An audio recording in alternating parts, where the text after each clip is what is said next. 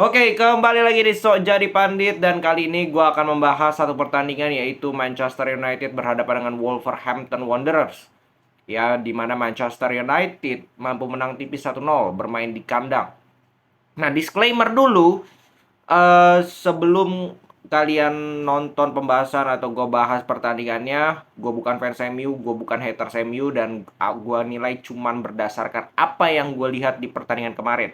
Jadi nggak ada personal, nggak ada gue benci MU sama sekali ya. Jadi untuk fans MU, disclaimer dulu, jangan kira gue benci MU ya, karena pembahasan kali ini akan cukup membuat mungkin telinga dari fans MU panas ya.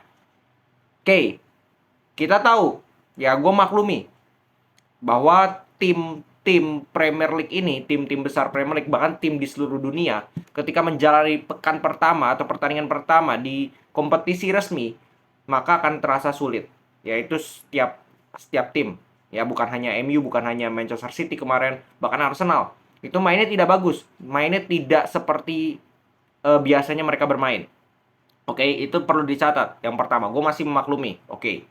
Yang kedua, yang harus kita tahu bahwa pressure match pertama itu bukan hanya terjadi atau bukan hanya terdampak kepada tim besar.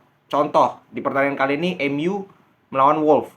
Artinya pressure itu bukan hanya ke MU, tapi ke Wolf. Karena Wolf ini juga menjalani pekan atau pertandingan pertama mereka. Artinya sama sulitnya. Ya dong. Bahkan kalau gue bilang lebih sulit Wolves. Lebih apa ya kalau gue bilang? Keadaan pressure ini lebih parah. Karena apa? Seminggu sebelum liga dimulai, Lopetegui mengundurkan diri bukan hanya sendiri, tapi dengan staff ya berapa? Gantilah Gary O'Neil. Ini mantan pelatih Leeds. Pelatih baru seminggu loh. Dengan squad yang gak banyak, gak ada perubahan sama sekali. Dalam arti mereka nggak beli pemain, yang main tetap itu aja. Sarabia lagi, Cunha, Matheus Nunes, Pedro Neto, nggak ada perubahan. Dan mainnya di away pula, mainnya di kandang MU. Jadi menurut gua, kalau dibilang, oh ini masih pertandingan pertama untuk MU, ya gua rasa nggak fair juga. Karena ini juga merupakan pertandingan pertama dari Wolves. Dan seperti yang gue jelaskan tadi, pressure-nya jauh lebih berat Wolves. Oke? Itu yang pertama. Nah, kita masuk, itu yang kedua, sorry. Nah, kita masuk ke pertandingan. MU turun dengan 4-2-3-1, Onana sejak awal, Luke Shaw, Lisandro Martinez, Varane, Wan-Bissaka di belakang, ya praktis pemain terbaik. Di tengah ada Casemiro sebagai DM, Mason Mount di area kiri, Bruno Fernandes di area kanan. Di sayap kiri ada Garnacho, sayap kanan Anthony, dan depannya adalah Marcus Rashford. Dan Wolverhampton bermain dengan 4-4-2 di atas kertas, Josesa, di belakang ada Semedo, Dawson, Kilman, dan juga Nouri. Di tengah ada Pedro Neto di area kanan, sayap kanan, Matheus Nunes di sayap kiri, Lemina dan Gomez di tengah. Di depan ada Matheus Cunha dengan Sarabia sebagai false nine, sebagai pemain di belakang Matheus Cunha, atau ya bisa dibilang 4-2-3-1. Nah, MU di babak pertama 30-35 menit awal itu kalau gue bilang relatif imbang dengan Wolves. Secara permainan Wolves juga tidak kalah, dan gue cukup terkejut dengan permainan Wolves. Artinya mereka bermain cukup mengejutkan dalam hal yang positif. Ya, mereka ketika MU menguasai bola di belakang, mereka coba press. Ya, ketika mereka coba press, MU kesulitan di situ. Karena jarak antara pemain tengah dengan pemain belakang itu menurut gue ya terlalu jauh. Mason Mount, Bruno ini jarang jemput bola, Casemiro pun sering ke depan, sehingga apa? Empat pemain belakang ini sulit untuk menemukan rekan. Sedangkan Wolves bermain high press. 4, 5, bahkan 6 pemain.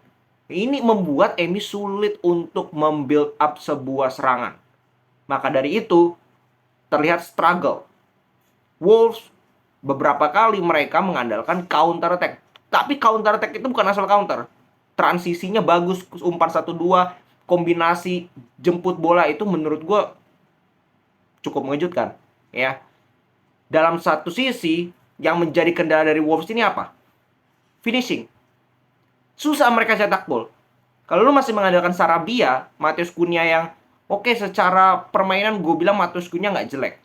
Dia cukup involved dengan pertandingan permainan Dia berapa kali juga merepotkan, menusuk lewat sisi sisi tengah, kontrolnya baik, dribblingnya baik, tapi finishingnya ini nggak bisa main kayak gini. Nggak bisa cetak gol. Begitu juga apalagi Sarabia, nggak bisa diharapin. Neto pun nggak bisa finishing. Matheus Nunes pun bukan seorang striker atau seorang penyerang, dia gelandang. Sehingga nggak ada pemain yang bisa cetak gol di Wolves. Dan itu bukan hanya di musim ini. Di musim lalu pula seperti itu. 31 gol dari 38 pertandingan. Itu menunjukkan apa? Menunjukkan begitu parahnya lini depan dari Wolves. Tapi bukan berarti permainan mereka jelek. Permainan mereka, wow, cukup mengejutkan. Mereka build up dari belakang ke tengah, itu keren. Asli keren, lebih keren daripada MU kalau gue bilang. Baru di sekitar 40 menit 40 ke atas, di situ MU lebih ngegas. Tapi lebih ngegasnya juga tidak menghasilkan peluang yang benar-benar nyata. Mungkin heading dari Rashford yang katanya kena hands. Tapi menurut gue itu jelas tangannya itu nggak aktif atau pasif. Ya dari Wolves. Dan ada VAR, come on. Kalian itu jangan terlalu mendahului VAR. Kita itu sudah, sepak bola itu sudah diberkahi dengan teknologi yang namanya VAR. Artinya sudah lebih, apa ya, meminimalisir kesalahan. Jadi menurut gue untuk headingnya Rashford itu sudah dicek VAR mungkin, dan dari kontrol VAR sudah bilang bahwa ini tidak handsball, maka dari itu tidak perlu dicek lebih lama karena tangannya pasif. Jadi babak pertama 0-0 ya bisa dibilang cukup layak karena Wolves memang luar biasa secara build, tapi secara finishing juga mereka jelek kalau gue bilang. Nah di babak kedua yang mengejutkan adalah Wolves yang justru lebih, apa ya, lebih banyak peluang. Sebelum gol dari MU, Varane itu pun di menit 76, Wolves itu lebih banyak dapat peluang. Bahkan ada peluang dari Matheus Cunha yang kena tiang. Tinggal tap in, kena tiang luar. Ya, seperti yang gue bilang tadi, susah cetak gol. Ya, MU yang parahnya lagi adalah mereka tidak bisa keluar.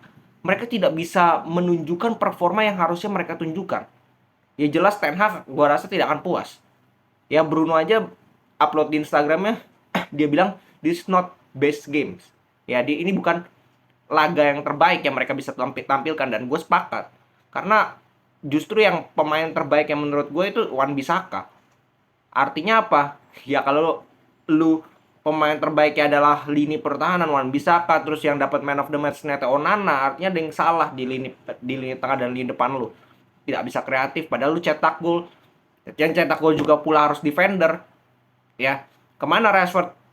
Ya, Rashford juga kesulitan. Anthony juga, ya so-so. Garnacho amburadul. Mungkin ini first match, gue nggak bisa terlalu judge. Cuman ya MU itu di pertandingan selanjutnya akan menghadapi Tottenham. Kalau mainnya seperti ini, gue nggak yakin mereka bisa menang menghadapi Tottenham. Ya, dan Wolves itu setelah mereka kebobolan 1-0, itu MU parkir bus loh. Benar-benar dikurung loh. Ada beberapa momen di mana fans MU gue rasa deg-degan karena begitu banyak peluang dari Wolves. Beruntung finishingnya Fabio Silva juga masuk babak kedua, finishingnya ke tengah semua, ke arah Onana semua. Maka dari itu mereka nggak kebobolan MU. Onana lakukan 6 save, tapi 6 save 6-6-nya nggak ada peluang yang benar-benar berbahaya. Hanya setengah peluang. Karena tendangannya ke arah Onana semua. Jadi kalau dibilang peluang besar nggak juga. Ya 23 shots dari Wolves. Ya, yang on target ada 6 kalau nggak salah. Jadi kesimpulannya ya 3 poin tetap 3 poin, harus disyukuri, harus apa ya, dijustifikasi bahwa yang terpenting ada 3 poin. Cuman secara permainan gue bilang masih jauh dari kata bagus. Masih jauh dari kata bagus, dan Erik ten Hag gue yakin tidak akan puas dengan permainan seperti tadi. Dan jelas akan ada evaluasi menjelang menghadapi Tottenham Hotspur. Tottenham Hotspur kemarin imbang 2-2 lawan Brentford. Cuman gue nggak nonton, tapi gue baca di sosial media katanya secara permainan itu jauh lebih bagus Tottenham. Ya dengan tanpa Harry Kane, mereka justru bermain lebih solid atau lebih as a team. Ya sehingga ini akan menarik untuk disaksikan. Mainnya di kandang Tottenham tidak mudah bagi MU.